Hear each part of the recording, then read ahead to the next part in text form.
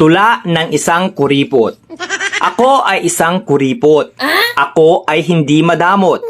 Sa paggastos ako ay natatakot dahil pera ko ay hindi pinupulot.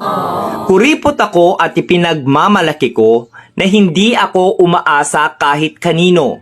Okay lang kung magkuripot man ako dahil pera ko naman ang sinisinop ko. Ang pagiging kuripot ay hindi masama hanggat di ka nanloloko ng kapwa. Kaya wala akong dapat ikahiya kung naiinggit sa akin ang madla. Kuripot man ako sa inyong paningin, kinabukasan ko ang aking iisipin. Mga paninira ng iba ay di ko diringgin dahil ang makikinabang nito ay ako rin. Hindi kasalanan na maging kuripot ako, ang masama ay ang pagiging maluho. Huwag magpasikat kung hindi naman totoo, lalo nang kung sa utang nang galing ito. Ako ay kuripot magpakailanman, pera ko ay aking papahalagahan upang may magamit sa kinabukasan at hindi na ako kailangang mangutang.